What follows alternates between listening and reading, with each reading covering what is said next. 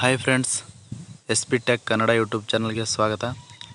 Friends, ಈ ವಿಡಿಯೋದಲ್ಲಿ ಏನು ತಿಳಿಸ್ಕೊಡ್ತಾ ಇದ್ದೀನಿ ಅಂದರೆ, ಈ ಒಂದು ಗ್ರಾಮ ಪಂಚಾಯತಿನ ಒಂದು ಏನೇ ಮಾಹಿತಿನ ಪಡಿಬೋದಾದರೆ ಅಥವಾ ಗ್ರಾಮ ಪಂಚಾಯತ್ ಮಾಹಿತಿ ಮತ್ತು ಗ್ರಾಮ ಪಂಚಾಯತ್ನಲ್ಲಿ ಒಂದು ಕುಂದು ಕೊರತೆಗಳನ್ನು ನೀವೇನಾದರೂ ದೂರು ಸಲ್ಲಿಸಬೇಕಾದ್ರೆ ಈ ಒಂದು ಹೊಸ ಒಂದು ವಾಟ್ಸಪ್ ಮುಖಾಂತರ ನೀವು ಒಂದು ದೂರುಗಳನ್ನು ಕೂಡ ಒಂದು ಸಲ್ಲಿಸ್ಬೋದು ಅಥವಾ ಗ್ರಾಮ ಪಂಚಾಯತಿಯಿಂದ ಒಂದು ಮಾಹಿತಿಗಳನ್ನು ಪಡಿಬೋದು.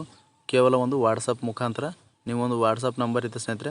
ಗ್ರಾಮ ಪಂಚಾಯತಿಯಿಂದ ಕರ್ನಾಟಕ ಸರ್ಕಾರವೇ ಈ ಒಂದು ವಾಟ್ಸಪ್ ನಂಬರ್ನ ಒಂದು ಜಾರಿಗೆ ತಂದಿರುವಂಥದ್ದು. ಆ ಒಂದು ವಾಟ್ಸಪ್ ಮುಖಾಂತರ ನೀವು ಒಂದು ಕುಂದು ಕೊರತೆಗಳಾಗಿರ್ಬೋದು ಅಥವಾ ಯಾವುದೇ ರೀತಿಯಾಗಿ ಗ್ರಾಮ ಪಂಚಾಯತಿಯಿಂದ ಮಾಹಿತಿ ಕೂಡ ನೀವು ಪಡೆಯಬಹುದು ಸ್ನೇಹಿತರೆ. ನಿಮಗೆ ಏನಾದರೂ ಸಮಸ್ಯೆಗಳಿದ್ದರೂ ಕೂಡ ನಿಮ್ಮ ಒಂದು ಈ ಒಂದು ವಾಟ್ಸಪ್ ಮುಖಾಂತರ ನೀವು ದೂರುಗಳನ್ನು ಕೂಡ ಒಂದು ಸಲ್ಲಿಕೆ ಮಾಡ್ಬೋದು ಸ್ನೇಹಿತರೆ. ಅದು ಯಾವ ರೀತಿ ಅಂತ ಈ ವಿಡಿಯೋದಲ್ಲಿ ನೋಡೋಣ ಬನ್ನಿ ಸ್ನೇಹಿತರೆ. ಮೊದಲನೇದಾಗಿ ವೀಕ್ಷಕರೇ, ಈ ಒಂದು ಹೆಲ್ಪ್ಲೈನ್ ನಂಬರ್ ಇದೆಯಲ್ಲ ಸ್ನೇಹಿತರೆ, ಈ ಒಂದು ಹೆಲ್ಪ್ಲೈನ್ ನಂಬರ್ನ ನೀವು ಕೂಡ ಒಂದು ಸೇವ್ ಮಾಡ್ಕೊಳ್ಳಿ. 8277506300. ಈ ಒಂದು ಹೆಲ್ಪ್ಲೈನ್ ನಂಬರ್ ಇರುತ್ತೆ ಸ್ನೇಹಿತರೆ. ಇದರಿಂದ ನೀವು ನಿಮ್ಮ ಒಂದು ಗ್ರಾಮ ಪಂಚಾಯತಿಯ ಸಂಪೂರ್ಣವಾದ ಮಾಹಿತಿನ ನೀವು ನಿಮ್ಮ ಮೊಬೈಲ್ ಮುಖಾಂತರ ನೀವು ತಿಳಿದುಕೊಳ್ಬೋದು. ಅದು ಯಾವುದೇ ರೀತಿಯಾಗಿರುವಂಥ ಮಾಹಿತಿ ಆಗಿರ್ಬೋದು, ನಿಮ್ಮ ಮೊಬೈಲಿಂದನೇ ತಿಳಿದುಕೊಳ್ಬೋದು. ನಿಮ್ಮ ಸಮಸ್ಯೆಗಳು ಕೂಡ ಒಂದು ಈ ಒಂದು ವಾಟ್ಸಪ್ ನಂಬರ್ಗೆ ನಿಮ್ಮ ಒಂದು ಸಮಸ್ಯೆಗಳು ಕೂಡ ಒಂದು ದೂರುಗಳನ್ನು ನೀಡಬಹುದು ಸ್ನೇಹಿತರೆ. ಈ ಒಂದು ನಂಬರ್ನ ಸೇವ್ ಮಾಡ್ಕೊಳ್ಳಿ.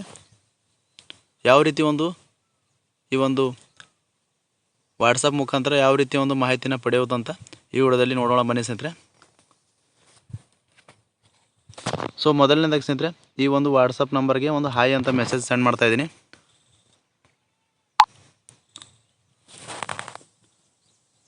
ವೀಕ್ಷಕರೇ ನೋಡ್ಕೋಬೋದು, ನಾನೊಂದು ಮೆಸೇಜ್ ಕಳಿಸಿದ್ದೀನಿ. ಈ ರೀತಿಯಾಗಿ ಮೆಸೇಜ್ ಕಳಿಸಿದ ನಂತರ ಗ್ರಾಮೀಣಾಭಿವೃದ್ಧಿ ಮತ್ತು ಪಂಚಾಯತ್ ರಾಜ್ ಇಲಾಖೆಗೆ ಸ್ವಾಗತ RDPR ಅಂತ ಈ ರೀತಿಯ ಒಂದು ಮೆಸೇಜ್ ಬರುತ್ತೆ. ಇಲ್ಲಿ ಒಂದು ನಿಮ್ಮ ಭಾಷೆಯನ್ನು ಒಂದು ಆಯ್ಕೆ ಮಾಡಿ ಅಂತ ಒಂದು ಆಪ್ಷನ್ ಇರುತ್ತೆ. ನಾನು ಇಲ್ಲೊಂದು ಕನ್ನಡ ಅಂತ ಭಾಷೆ ಸೆಲೆಕ್ಟ್ ಮಾಡ್ತಾ ಇದ್ದೀನಿ. ಈ ರೀತಿಯಾಗಿ ಒಂದು ಭಾಷೆನ ಸೆಲೆಕ್ಟ್ ಮಾಡಿದ ನಂತರ ನಿಮಗೆ ಈ ರೀತಿಯಾಗಿ ನಿಮಗೆ ಯಾವ ರೀತಿ ಅಂದರೆ ಒಂದು ಜಿಲ್ಲೆನ ಸೆಲೆಕ್ಟ್ ಮಾಡಲು ಕೇಳುತ್ತೆ. ನಂತರ ನಿಮ್ಮ ಒಂದು ತಾಲೂಕನ್ನ ಸೆಲೆಕ್ಟ್ ಮಾಡಲು ಕೇಳುತ್ತೆ. ನಂತರ ನಿಮ್ಮ ಒಂದು ಗ್ರಾಮ ಪಂಚಾಯತ್ನ ಸೆಲೆಕ್ಟ್ ಮಾಡಿ ಅಂತ ಕೇಳುತ್ತೆ.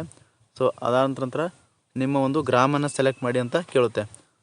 ಈ ರೀತಿಯಾಗಿ ಸೆಲೆಕ್ಟ್ ಮಾಡಿದ ನಂತರ ನಾನು ಆಲ್ರೆಡಿ ಸೆಲೆಕ್ಟ್ ಮಾಡಿರುವುದರಿಂದ ಹೌದು ಅಂತ ಕ್ಲಿಕ್ ಮಾಡ್ತಾ ಇದ್ದೀನಿ.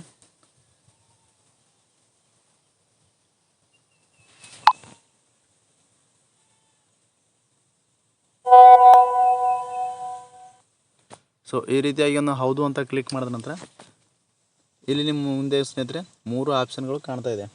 ಯಾವ ರೀತಿಯಾಗಿ ಮಾಹಿತಿ ಪಡಿಬೋದು ಅಂದರೆ, ಒಂದು ಗ್ರಾಮ ಪಂಚಾಯತ್ ಬಗ್ಗೆ ಮಾಹಿತಿ ಪಡಿಬೋದು ಸ್ನೇಹಿತರೆ ಈ ಒಂದು ವಾಟ್ಸಪ್ ಮುಖಾಂತರ ನೀವು. ನಂತರ ನಿಮ್ಮ ಕುಂದು ಕೊರತೆಗಳ ಬಗ್ಗೆ ದೂರುಗಳನ್ನು ಸಲ್ಲಿಸ್ಬೋದು ಅಥವಾ ನೀವು ದೂರು ಸಲ್ಲಿಸಿರುವಂಥ ಕುಂದು ಕೊರತೆಗಳ ಬಗ್ಗೆ ನೀವು ಒಂದು ಸ್ಟೇಟಸ್ ಕೂಡ ಒಂದು ತಿಳಿದುಕೊಳ್ಬೋದು.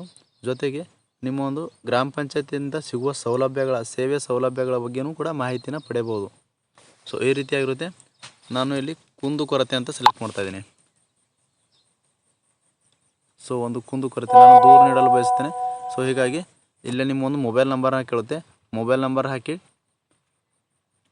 OTP ಬರುತ್ತೆ. OTPನ ಹಾಕಿದ ನಂತರ ನಿಮಗೆ ಒಂದು ಲಾಗಿನ್ ಆಗುತ್ತೆ ಸ್ನೇಹಿತರೆ. ಈ ರೀತಿಯಾಗಿ ಲಾಗಿನ್ ಆದ ನಂತರ ನಿಮಗೆ ಒಂದು ಯಾವ ರೀತಿ ಒಂದು ಸಮಸ್ಯೆ ಇದೆ ಆ ಸಮಸ್ಯೆನ ಒಂದು ಲಿಸ್ಟ್ ಬರುತ್ತೆ. ಆ ಲಿಸ್ಟ್ನಲ್ಲಿ ನಿಮ್ಮ ಒಂದು ಸಮಸ್ಯೆನ ಆಯ್ಕೆ ಮಾಡಿಬಿಟ್ಟು ನಿಮ್ಮ ಒಂದು ದೂರುಗಳನ್ನು ಸಲ್ಲಿಕೆ ಮಾಡ್ಬೋದು ಸ್ನೇಹಿತರೆ. ನಿಮ್ಮ ದೂರುಗಳನ್ನು ಸಲ್ಲಿಕೆ ಮಾಡೋ ನಂತರ ನಿಮಗೆ ಒಂದು ಆ ದೂರು ಸಲ್ಲಿಸಿರುವಂಥ ಒಂದು ನಂಬರ್ ಬರುತ್ತೆ ಸ್ನೇಹಿತರೆ. ನೀವು ದೂರು ಸಲ್ಲಿಸಿರುವಂಥ ಒಂದು ನಂಬರ್ ಬರುತ್ತೆ.